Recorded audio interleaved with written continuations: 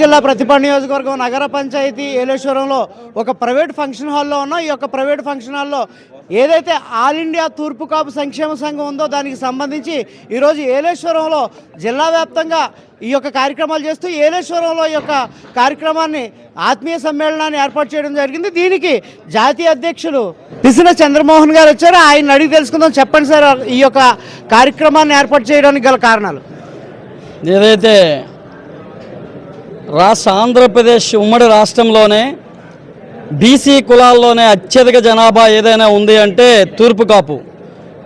కొన్ని దశాబ్దాల కాలంగా అణచవేతకు వివక్షకు గురవుతున్నటువంటి నేపథ్యాన్ని పుణికిపుచ్చుకొని 2018లో ఆల్ ఇండియా తూర్పు కాపు సంక్షేమ సంఘం ఆంధ్రప్రదేశ్ తూర్పు కాపు సంక్షేమ సంఘాన్ని నిర్వహిస్తూ అనేక జాతీయ స్థాయిలో, రాష్ట్ర స్థాయిలో, జిల్లా స్థాయిలో, గ్రామీణ స్థాయిలో, మండల స్థాయిలో, పట్టణ స్థాయిలో కమిటీలు వేసుకొని స్ట్రెంథన్ చేసుకొని చైతన్యపరిచే కార్యక్రమాల్లో భాగంగా క్రిందటి నెల 12వ తారీఖున జాతీయ, రాష్ట్ర, జిల్లా మహాసభలు విజయవాడ వేదికగా జరిపించుకున్నాం. అందులో భాగంగా అన్ని నూతన కార్యవర్గాలు, ఎందుకంటే 2 ఏళ్లకు ఒకసారి కార్యవర్గాల్ని మార్పు చేయడం జరుగుతుంది. కొత్త వారికి ఇవ్వటం లేదా వాళ్ళకి మళ్ళీ ఇవ్వాలని చెప్పేసి అనుకుంటే వాళ్ళకి ఇవ్వటం జరుగుతుంది.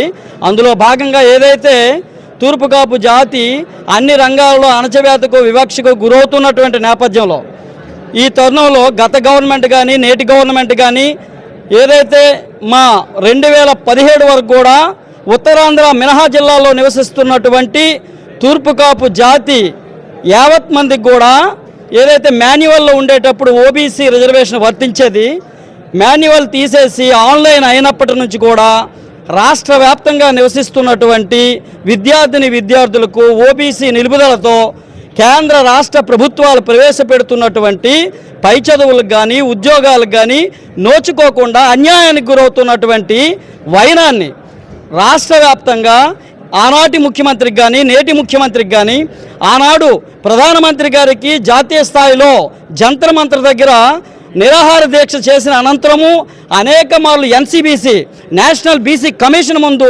మాకు వాదనలు వినిపించాం.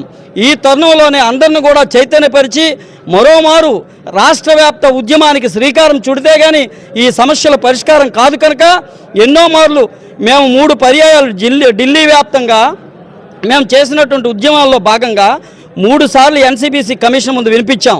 కానీ ఇప్పటికి కూడా ఎన్సీబీసీ కమిషన్ వీరి తాలూకా ఏదైతే ఓబీసీ కల్పించాలో ఉత్తరాంధ్ర మినహా జిల్లాలో ప్రాంతం మారినంత మాత్రం కులం మారదు కనుక ఇది సింపుల్ లాజిక్.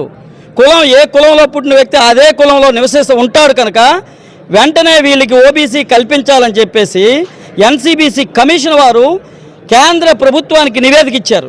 ఆ నివేదికను అనుగుణంగా కేంద్ర ప్రభుత్వం పార్లమెంట్లో ప్రవేశపెట్టి బిల్లు ప్రవేశపెట్టాలా, బిల్లును వెంటనే సఫలీకృతం చేసి మా జాతి అనుగ్రహాన్ని పొందాలా, లేదంటే మా జాతి తాలూకా అనుగ్రహం పొందకపోతే ఏదైతే మా ఆవేశాలు ఉన్నటువంటి ఈ జాతి నష్టపోతున్నటువంటి దీంట్లో మా ఆగ్రహానికి కొట్టుకుపోతారని చెప్పేసి హెచ్చరిస్తూ ఉన్నాం. ఇది రాజకీయ పార్టీలకు అతీతంగా ఏ పార్టీ అయినా, నేను ఒక పార్టీలో ఉండొచ్చు, ఇంకొక ఆయన ఇంకో పార్టీలో ఉంటాడు, కానీ ఏదైతే పిలుపునిచ్చేటప్పుడు రాజకీయ పార్టీలకు అతీతంగా జాతి అభ్యుదయం, జాతి రిజర్వేషన్ల సాధనే ప్రధాన లక్ష్యంగా ముందుకు పోతా ఉన్నాం.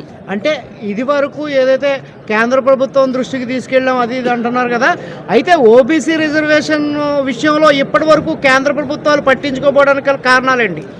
పట్టించుకోవడానికి కారణం అంటూ దానికి ఇంకోటి ఉండదు, తాత్సారం అన్నమాట. ఏ ప్రభుత్వం అయినా ఎన్నికలు సంభవించేటప్పుడు ఈ కార్యక్రమాన్ని ముందుకు తీసుకురావడం, మళ్ళీ ఎన్నికలు అయిన తర్వాత దీన్ని తాత్సారం చేస్తూ అనేక కులాలు ఉన్నాయి భారతదేశంలో ఉన్నటువంటి అన్ని రాష్ట్రాల్లో. అలా 11 రాష్ట్రాల్లో ఈ విషయం ఉంది. ఎందుకంటే సెంట్రల్ మినిస్టర్ ఎన్సీబీసీ మినిస్టర్ గారితో నేను మాట్లాడిన వైనంలో కేంద్ర ప్రభుత్వం వెంటనే పెట్టాలని అంటే ఇక్కడ ఉన్నటువంటి ఇప్పుడు ముఖ్యమంత్రిగా ఉన్నటువంటి చంద్రబాబు నాయుడు గారు కానీ, గత ముఖ్యమంత్రిగా ఉన్నటువంటి ఈ జగన్మోహన్ రెడ్డి కానీ గతంలో 2 పర్యాయాలు ఆల్రెడీ కేంద్ర ప్రభుత్వానికి ఎన్సీబీసీ కమిషన్కు బీసీ కార్పొరేషన్ ద్వారా పంపించారు, బీసీ శాఖ ద్వారా, బీసీ మినిస్టర్ ద్వారా.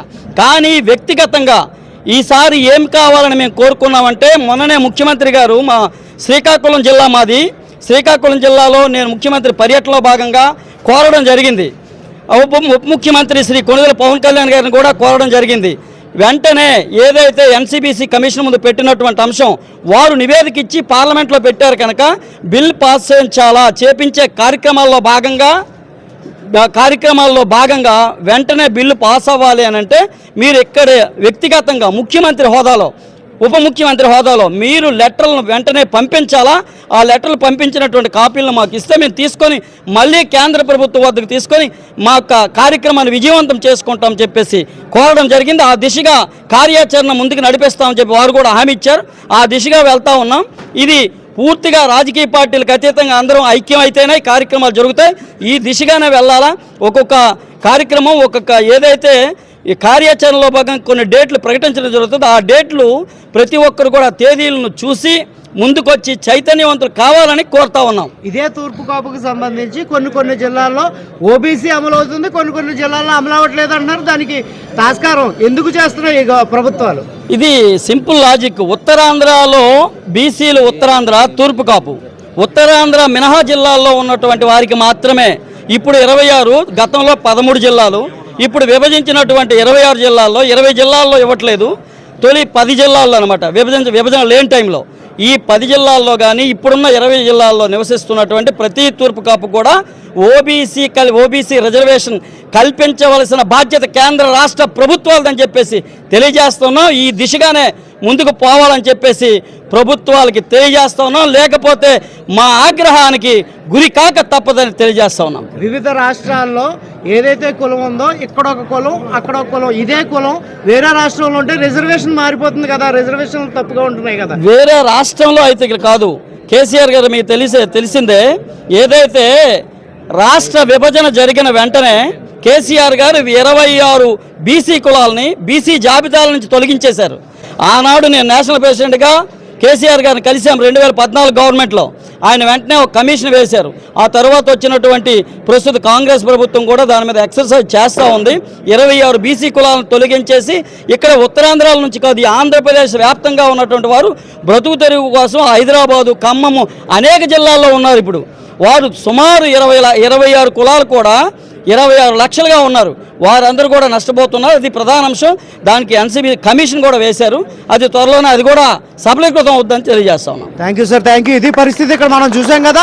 ఏదైతే ఈ యొక్క తూర్పు కాపు ఆత్మీయ సమావేశం ఉందో దీనికి కేంద్ర రాష్ట్ర జిల్లాల నుండి నాయకులు రావడమే కాకుండా ఇక్కడ భారీ ఎత్తున జన సమీకరణ చేయడం జరిగింది. దీనికి సంబంధించి చాలామంది ఇక్కడికి రావడం జరిగింది. ఏదైతే ఏలేశ్వరంలోని టౌను అలాగే మండలానికి సంబంధించి చాలామంది ఇక్కడికి వచ్చి ఈ యొక్క ఆత్మీయ సమ్మేళనంలో పాల్గొనడం జరిగింది. ఏదేమైనప్పటికీ ఓబీసీ రిజర్వేషన్ ఏదైతే అనాది కాలం నుంచి కలగా మిగిలిపోయిందో దాన్ని ఖచ్చితంగా నెరవేర్చే దిశగా మేమందరం రాష్ట్రాన్నే కాదు దేశంలో ఉన్న తూర్పు కాపులందరినీ కూడా కమ్యూనికేట్ చేసుకొని ఖచ్చితంగా దీని మీద పోరాట పటిమతో ముందుకెళ్తామని చెప్పేసి ఇక్కడ జాతీయ నాయకులు తెలపడం జరిగింది. Thank you very much. Durga శ్రీనివాస్తో అధికార న్యూస్.